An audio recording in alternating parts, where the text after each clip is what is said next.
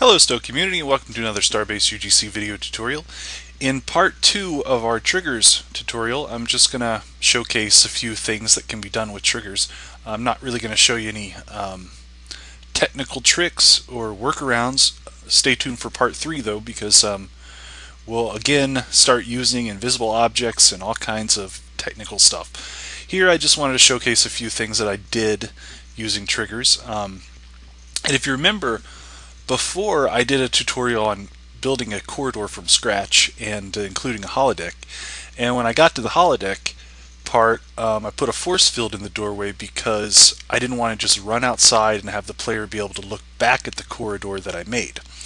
But now with triggers, there's a much better way to do this. So here is a corridor. It's a corridor I built from scratch, and I can walk up to the holodeck. There's my holodeck, and I can enter the holodeck.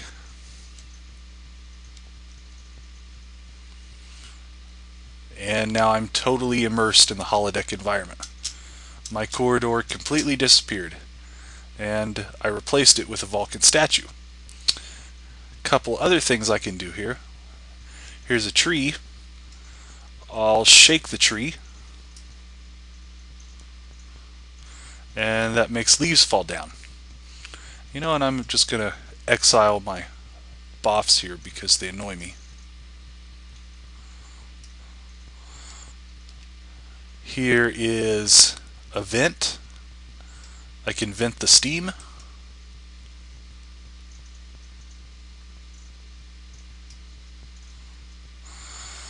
There's a light. If I get close enough to the light, it turns on. I don't know why I put the statue in here. Don't worry about the statue. Another thing I can do, here's a console. I can alter the holodeck's gravity. So interact with the console, and suddenly my holodeck has low gravity.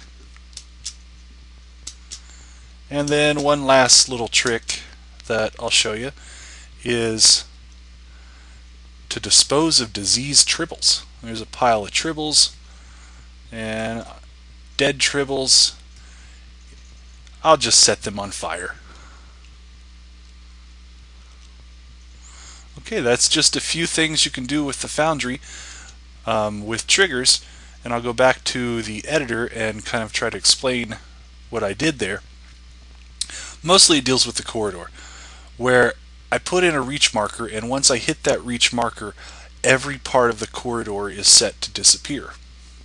And it's really that simple. You hit the reach marker and all those other components that you previously used disappeared. And this could be used in reverse too, where if you interact with an object in a big room, you could instantly make walls appear,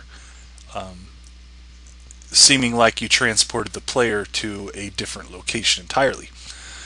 For the light to work, I also used a reach marker. When you get close to the reach marker, the light part of that art asset turns on, because they're two separate art assets. One is the light and one is the beam of light that goes with it.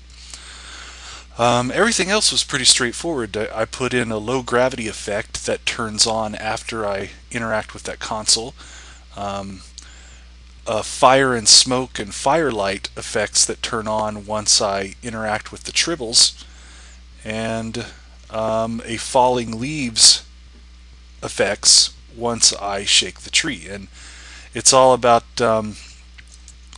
either making things disappear or making them appear, and one of the coolest parts about that is that there are lots of effects that you can use. It's not just making a table appear or a table disappear.